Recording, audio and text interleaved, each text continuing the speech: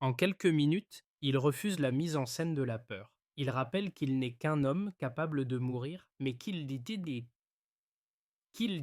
porter une idée qui ne meurt pas sous les balles. Il rejette la croyance selon laquelle retirer un seul corps ferait s'effondrer tout et affirme qu'un esprit libéré ne se remet plus en cage, qu'un peuple à genoux ne se relève jamais. Alors, si Ibrahim Traoré tombe, qu'est-ce qui commence et qui osera parler plus fort? Dans son récit, la réponse tient en un mot: éveil. Ce récit promet une lecture précise de ce qui se joue au-delà des phrases fortes et des images virales, sans glorification ni condamnation automatique. Il s'agit de comprendre pourquoi ce discours a circulé, ce qu'il active chez ceux qui l'entendent et ce qu'il modifie dans la relation entre pouvoir, peur et légitimité, aujourd'hui, au Burkina Faso et au-delà. Pour le public, l'enjeu est clair, savoir distinguer un symbole durable d'un moment émotionnel. Ce texte explore comment une parole se transforme en repère collectif, comment elle se détache de l'individu pour s'ancrer dans une mémoire politique plus large, et pourquoi cette mécanique inquiète autant qu'elle mobilise. L'analyse ne cherche pas à prédire l'avenir ni à attribuer des intentions cachées, mais à examiner les conséquences plausibles d'un tel positionnement dans un contexte marqué par l'instabilité, la défiance et la lassitude populaire. En filigrane, la question reste ouverte. Ce type de discours renforce-t-il une cohésion réelle ou crée-t-il des attentes difficiles à soutenir dans le temps? En moins de 10 minutes, une prise de parole a quitté le cadre d'un discours ordinaire pour devenir un marqueur politique partagé. Ce basculement ne vient pas d'une annonce concrète, mais de la manière dont une idée est détachée du sort d'un individu et replacée dans une continuité collective. C'est là que se situe le premier révélateur. La force du message ne tient pas à une promesse immédiate, mais à la répétition insistante d'un principe simple, presque austère, martelé sans détour ni embellissement. Ibrahim Traoré n'y apparaît pas comme un sauveur, mais comme un relais provisoire d'une mémoire plus longue, nourrie de frustrations accumulées, de renoncements imposés et de récits de dépendance.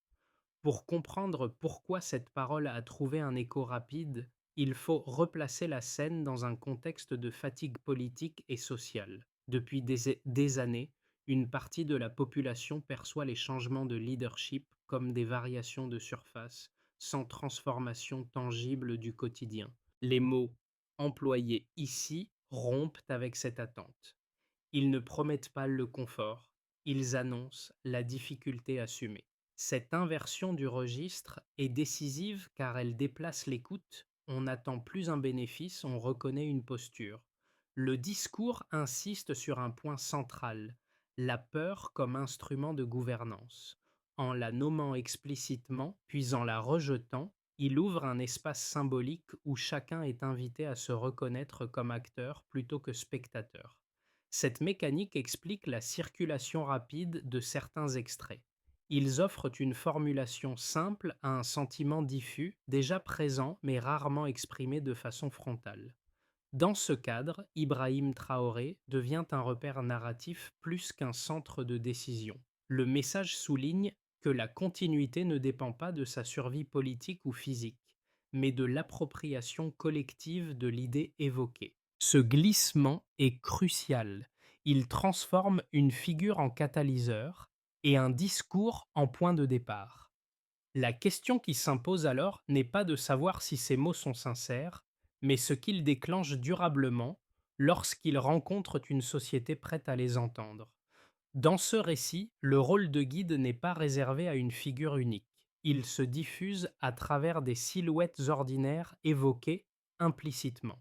Le soldat qui refuse la trahison, l'agriculteur qui choisit de rester, l'étudiant qui cesse d'attendre une validation extérieure. Ces figures ne sont pas détaillées individuellement, mais leur accumulation crée un effet de miroir dans lequel chacun peut se projeter sans effort. Le discours fonctionne ainsi comme un déclencheur de reconnaissance plutôt que comme une injonction verticale. Les premiers impacts se mesurent moins par des décisions officielles que par des réactions immédiates. Dans les échanges, les commentaires, les reprises informelles, une même idée revient. La dignité est présentée comme une action quotidienne, non comme un slogan abstrait. Cette reformulation modifie la perception du coût.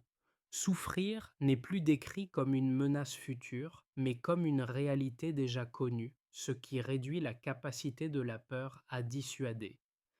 Ibrahim Traoré, dans ce cadre, n'est pas mis en avant comme l'architecte solitaire d'un projet, mais comme celui qui verbalise une expérience collective longtemps silencieuse. L'effet est rapide.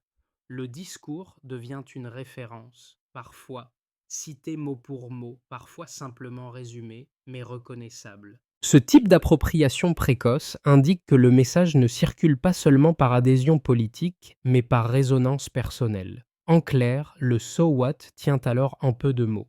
Quand la peur perd son monopole, le récit du pouvoir change. Au départ, il y a une situation connue, un climat d'incertitude, des menaces évoquées, des pressions extérieures suggérées, et une population habituée à entendre que la prudence impose le silence. Puis vient l'activation.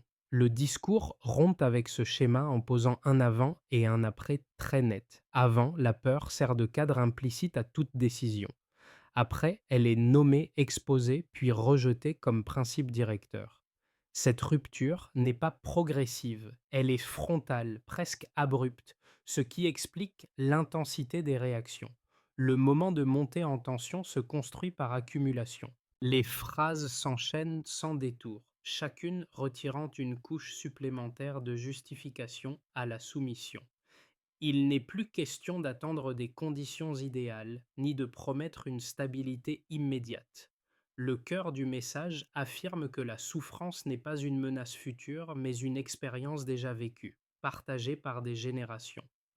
En repositionnant ainsi le coût du changement, le discours inverse la logique habituelle. Ce n'est plus l'action qui paraît risquée, c'est l'inaction. Le point culminant arrive lorsque la figure individuelle est explicitement relativisée. Ibrahim Traoré évoque sa propre mortalité non comme une faiblesse, mais comme un élément banal, presque secondaire. Cette déclaration agit comme un choc narratif. Elle coupe court à la personnalisation excessive du pouvoir et empêche la focalisation sur un scénario unique, celui de l'élimination du leader. À cet instant précis, le discours cesse d'être défensif pour devenir transmissible. Il n'est plus attaché à un corps, mais à une idée reproductible. Les répliques qui suivent fonctionnent comme des ondes de choc. Elles s'adressent tour à tour aux adversaires supposés, aux partenaires ambigus et à la population elle-même. Chacun reçoit un message distinct mais cohérent. La stratégie de la peur est identifiée et donc affaiblie. Cette désignation publique retire à l'intimidation une partie de son efficacité, car elle n'opère pleinement que lorsqu'elle reste implicite. La phase de résonance s'observe dans la manière dont certains passages sont repris isolément, détachés du contexte original. Ces fragments circulent parce qu'ils offrent des formulations simples à des sentiments complexes. Le refus de l'humiliation, la lassitude face aux injonctions extérieures, le désir de maîtrise symbolique. À ce stade, le discours n'est plus seulement un événement, il devient une référence mobile, adaptable à différents récits. La dernière ronde est plus silencieuse mais tout aussi importante, en affirmant que la continuité dépendra des choix quotidiens et non d'un homme, le message place une responsabilité diffuse sur chacun. Il n'impose pas un calendrier ni un programme détaillé, mais il modifie le cadre mental dans lequel les décisions futures seront interprétées. C'est là que se joue le véritable avant-après. Non dans un changement immédiat de politique, mais dans la manière dont les attentes sont reformulées. Le premier point de mesure concerne le temps. Le discours s'étend sur un peu plus de 10 minutes, mais certains extraits clés circulent dès les premières heures sous forme de séquences courtes. Ce décalage est révélateur. Auparavant, des prises de parole politiques mettaient parfois des jours à se diffuser au-delà des cercles militants. Ici, la propagation est quasi immédiate, signe qu'un besoin d'expression préexistait. Autrement dit, la vitesse de circulation augmente parce que la demande symbolique était déjà là. Un deuxième indicateur tient à la structure répétitive du message. On observe un schéma simple, réitéré, nommer la peur, la disqualifier, puis déplacer la responsabilité vers le collectif. Avant, les discours institutionnels tendaient à rassurer en promettant protection ou stabilité. Après cette prise de parole, le registre dominant assume l'incertitude comme donnée de départ. Ce glissement peut se résumer ainsi. On passe d'une promesse de sécurité à une revendication de dignité. Cette inversion modifie profondément la manière dont le message est reçu et relayé. Le troisième élément mesurable est la distribution des rôles dans le récit. Le texte cite explicitement plusieurs groupes: soldats, agriculteurs, étudiants, travailleurs, sans hiérarchie apparente. Dans des communications antérieures, la figure centrale restait souvent le dirigeant, entouré de références abstraites au peuple. Ici, la focale se déplace. Ibrahim Traoré est mentionné, mais toujours replacé dans une chaîne plus large. Le delta est l'allée est claire. La centralité individuelle diminue, la centralité collective augmente. Cette redistribution narrative rend le message plus résilient face aux attaques personnelles. Un autre point de comparaison concerne le registre émotionnel. Avant, la peur était souvent implicite, utilisée comme arrière-plan silencieux. Après, elle est explicitement décrite comme un outil de domination, puis rejetée. Cette explicitation agit comme un désamorçage. Lorsqu'un mécanisme est nommé, il perd une partie de son efficacité. En termes simples, ce qui était diffus devient visible et ce qui est visible devient contestable. Enfin, on peut mesurer l'impact par la nature des reprises. Les citations les plus partagées ne sont pas celles qui attaquent un adversaire précis, mais celles qui affirment une idée générale. L'impossibilité de tuer une idée, la continuité au-delà d'un homme, la responsabilité individuelle. Ce choix collectif de fragments indique que l'audience ne cherche pas un slogan contre quelqu'un, mais une formule pour se définir elle-même. Là encore, le passage est né d'un message orienté vers l'extérieur à un message orienté vers l'appropriation interne. Pris ensemble, ces indicateurs dessinent une trajectoire cohérente. Le changement ne réside pas dans des chiffres économiques ou des annonces politiques concrètes, absentes à ce stade, mais dans des paramètres observables: vitesse, structure, focalisation, registre et circulation. Chacun, pris isolément, pourrait sembler anodin. Ensemble, ils signalent un déplacement du cadre mental collectif. C'est ce déplacement qui explique pourquoi le discours dépasse sa durée réelle et continue d'agir après coup. Il ne promet pas un résultat mesurable immédiat. Il modifie la manière dont les événements futurs seront évalués. Et dans un contexte marqué par la répétition des désillusions, ce type de changement, même intangible, peut peser lourd. La première critique formulée contre ce type de discours des cochis est connue. En mettant l'accent sur la dignité et la rupture avec la peur, il risquerait de simplifier excessivement une situation complexe. Selon cet argument, transformer une crise multidimensionnelle en récit moral peut mobiliser à court terme, mais laisse sans réponse des contraintes matérielles lourdes: sécurité, économie, institutions fragiles. Dans cette lecture, la force symbolique masquerait un vide opérationnel, et l'adhésion émotionnelle pourrait se retourner en déception. Une seconde objection insiste sur le danger de personnalisation inversée. Même lorsque le message affirme que l'idée prime sur l'homme, le fait qu'il soit porté par une figure identifiable peut renforcer une polarisation. Les soutiens se cristallisent autour d'un nom, les opposants aussi. Cette dynamique, fréquente dans des contextes instables, peut durcir les lignes et réduire l'espace du compromis, rendant toute critique assimilable à une hostilité envers le collectif lui-même. Ces deux arguments méritent d'être pris au sérieux, car ils s'appuient sur des précédents réels. Pourtant, le contenu précis du discours étudié nuance ces risques. D'abord, il ne promet ni amélioration rapide, ni solution technique immédiate. Au contraire, il insiste sur la difficulté, le coût et la durée. Cette absence de promesses concrètes limite mécaniquement l'écart entre attente et résultat. L'adhésion ne repose pas sur un bénéfice annoncé, mais sur une posture assumée. Ensuite, la dépersonnalisation est travaillée de manière répétée et explicite. Ibrahim Traoré évoque sa propre mortalité, non pour susciter la compassion, mais pour réduire sa centralité. Le texte rappelle que la continuité dépendra d'innombrables décisions individuelles, quotidiennes, et non d'un centre unique. Cette insistance affaiblit l'argument d'une captation totale du sens par une seule figure, même si le risque ne disparaît jamais complètement. Enfin, le discours ne ferme pas le débat, il le déplace. En nommant la peur comme outil, il autorise implicitement la discussion sur ses usages, ses limites et ses conséquences. La critique devient alors possible sans être immédiatement disqualifiée, à condition de porter sur les choix et non sur l'existence même de l'idée. C'est dans cet espace encore fragile que se joue l'équilibre entre mobilisation et rigidité. Ainsi, les objections pointent des dangers réels, mais le message contient aussi des garde-fous internes. Leur efficacité dépendra moins des mots prononcés que de la manière dont ils seront repris, interprétés et traduits en pratiques concrètes. Ce moment marque un déplacement discret mais décisif.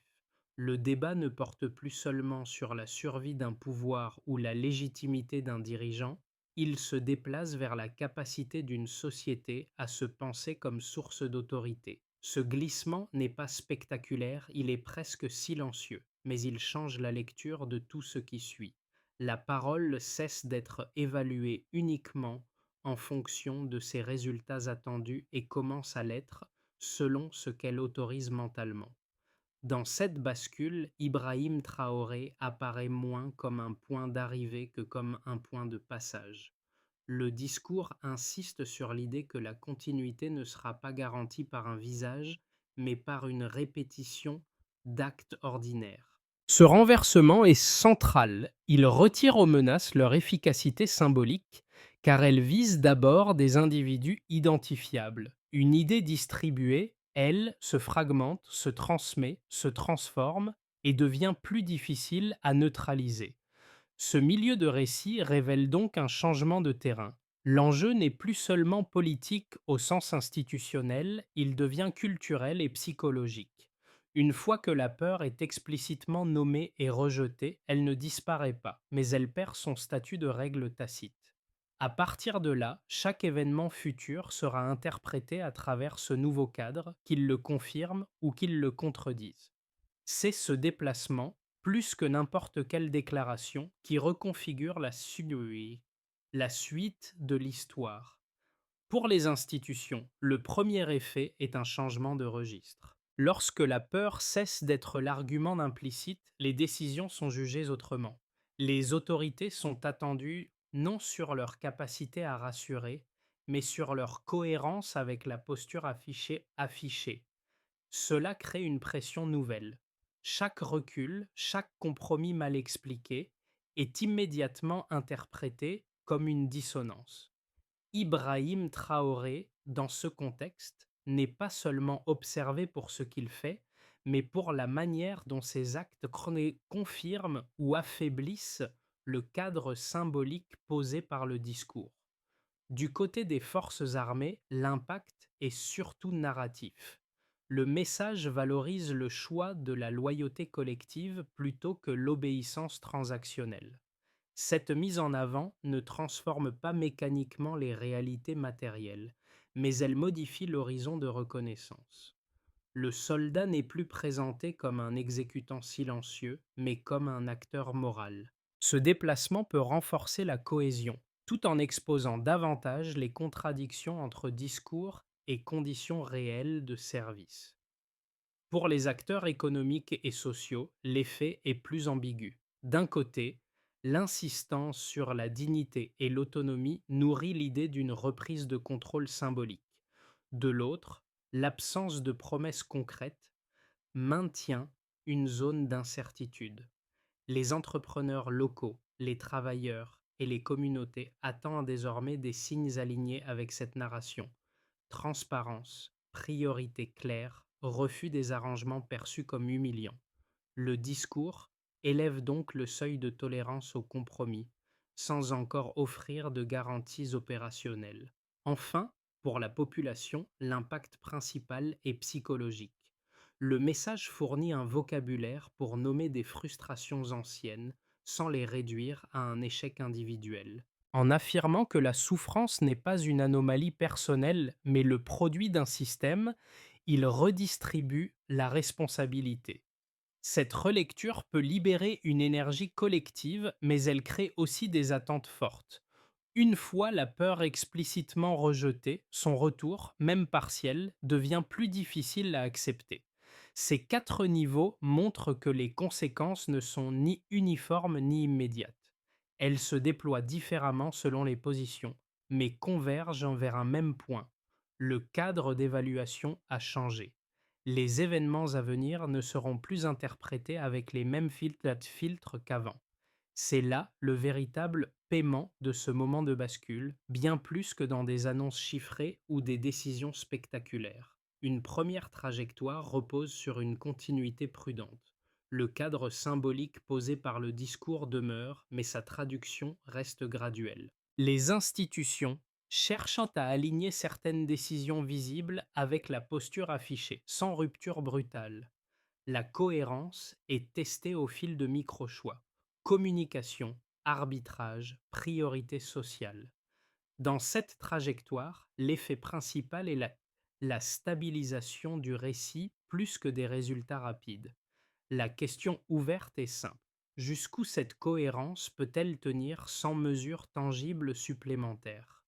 Une trajectoire plus favorable suppose une synchronisation réussie entre parole et pratique. Des signaux concrets, même limités, viennent confirmer l'idée de dignité assumée, procédures clarifiées, symboles réinterprétés, décisions expliquées sans recours à la peur. La dynamique collective se renforce parce qu'elle observe une correspondance minimale entre le discours et le réel. Ibrahim Traoré, dans ce cas, devient un repère de méthode plutôt qu'un centre de pouvoir, et la narration gagne en crédibilité par accumulation d'actes modestes, mais lisibles. Une trajectoire plus dégradée apparaît si les contraintes, internes ou externes, forcent des compromis perçus comme contradictoires. L'écart entre le registre de la dignité et certaines pratiques ravive la déception. Le discours, initialement mobilisateur, est alors relu de manière critique, voire cynique. La peur ne disparaît pas. Elle revient par d'autres voies, plus diffuses, nourries par l'incertitude et le sentiment de promesses inachevées.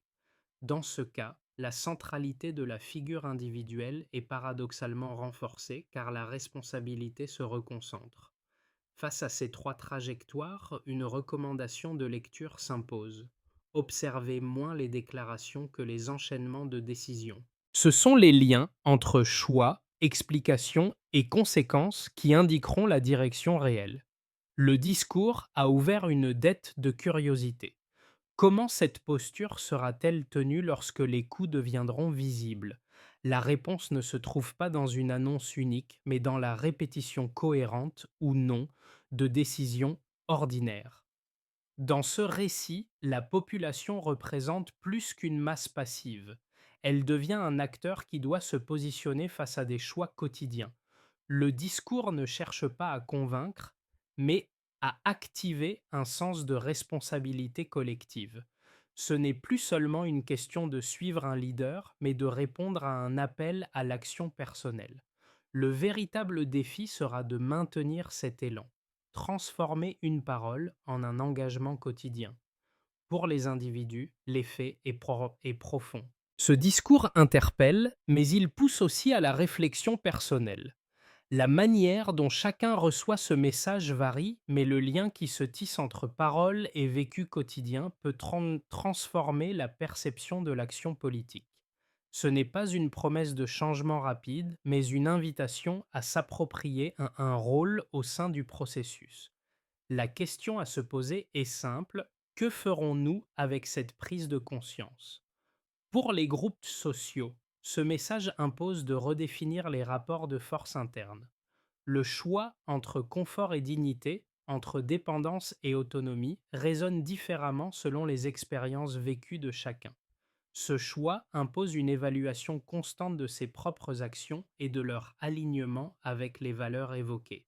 Cela peut encourager certains à se remettre en question, mais aussi créer des tensions dans des structures sociales plus établies. Le message fait appel à la jeunesse, invitant à rompre avec une vision où l'avenir est dicté par des influences extérieures. Ce discours ne parle pas de suivre un modèle préétabli, mais d'en créer un soi-même. Il fait appel à un esprit de rébellion douce mais déterminée, une rébellion qui, au lieu de viser la destruction, cherche à reconstruire. Cette approche pourrait ouvrir des portes à de nouvelles dynamiques sociales, ou au contraire, engendrer une pression insoutenable pour ceux qui se sentent déconnectés. Enfin, pour la communauté internationale, ce discours résonne comme un appel à revoir les relations de pouvoir. Quand un pays refuse d'être défini par la peur ou la soumission, cela perturbe l'ordre établi. Mais c'est précisément cette perturbation qui crée un espace pour la transformation. Le défi pour la communauté internationale est d'adapter ses réponses à ce nouveau paradigme, de l'engagement diplomatique à l'aide au développement. Le fil conducteur ici est l'interaction entre les mots et les actions quotidiennes. Le véritable impact du discours ne réside pas dans ses slogans, mais dans la manière dont il transforme les individus, les groupes et les relations externes. Les étapes concrètes qui découleront de ce discours sont encore floues, mais une direction se dessine. Dans les mois à venir, l'action collective pourrait s'organiser autour de trois lignes simples. D'abord, renforcer la transparence dans les processus décisionnels. Cela commence par une meilleure communication, non seulement sur les choix politiques, mais aussi sur les raisons qui les sous-tendent. Chaque décision doit être expliquée clairement afin que les citoyens puissent voir la cohérence entre les paroles et les actes. Ensuite, mobiliser la société civile. L'appel à la dignité doit se traduire par des actions concrètes sur le terrain. Des groupes organisés, des associations locales et des leaders communautaires devront être impliqués dans la prise de décision et dans le suivi des changements. Cela pourrait impliquer la formation de comités de citoyens ou des initiatives de base visant à renforcer la cohésion sociale et à donner à chacun un rôle actif. Enfin, créer des mécanismes de contrôle. Il est crucial de développer des systèmes qui permettent à la société de s'auto-évaluer, d'interroger les pratiques du gouvernement et de s'assurer que l'engagement vers un avenir plus digne est maintenu sur le long terme. Cela pourrait inclure des consultations régulières avec la population, des audits de transparence ou des plateformes numériques permettant aux citoyens de suivre les progrès réalisés. Enfin, cette feuille de route doit rester flexible. Elle ne peut se réduire à un ensemble de prescriptions rigides, mais doit s'adapter aux réalités changeantes de chaque région et de chaque groupe. Ce qui importe, c'est que les actions entreprises résonnent avec le message fondamental. L'autonomie et la dignité sont les bases d'une société véritablement libre. Dans cette perspective, chaque étape devrait être mesurée, mais surtout validée par la population elle-même, car ce sont eux qui doivent porter ce changement. Le chemin vers l'autonomie est pavé de défis, mais il est possible de commencer dès aujourd'hui. À ce stade du parcours, le discours d'Ibrahim Traoré fait écho aux figures de résistance du passé. Comme d'autres avant lui, il ne cherche pas seulement à diriger, mais à incarner une idée durable. Le point clé réside dans le souvenir de la dignité collective, un principe essentiel qui ne dépend ni d'une personne ni d'un moment particulier, mais d'un engagement commun. Cette idée, comme un motif répétitif, continue de résonner à travers chaque décision, chaque geste quotidien. Le visage d'Ibrahim Traoré ou celui de tout autre dirigeant devient ainsi secondaire. Ce qui reste, c'est l'idée qu'il incarne, une idée partagée et portée par la société tout entière. Comme une flamme qui s'embrase progressivement, le message ne se limite pas à une parole, mais trouve son existence dans les actions des individus, des groupes, des institutions. L'important ici, c'est de rappeler qu'un peuple uni dans sa quête de dignité, même face à des défis colossaux, est une force inarrêtable. Rien ne peut éteindre ce feu une fois qu'il a pris. Le parcours ne fait que commencer et il appartient désormais à chaque citoyen, chaque acteur de cette révolution silencieuse, de nourrir cette flamme et de la porter toujours plus loin. Il n'est plus question de survie, il est question de liberté, de souveraineté et de futur partagé. La fin de ce récit ne marque pas une conclusion, mais un début de dialogue. À chaque lecteur, chaque spectateur de cette histoire, il est demandé de prendre un moment pour réfléchir à la place qu'il occupe dans cette dynamique de changement. Le chemin vers l'autonomie et la dignité est collectif. Chacun doit se demander comment contribuer à ce mouvement, que ce soit à travers des actes quotidiens, des engagements citoyens ou simplement en partageant cette vision autour de soi. Il ne s'agit pas de prendre des décisions rapides, mais de réfléchir à des choix durables.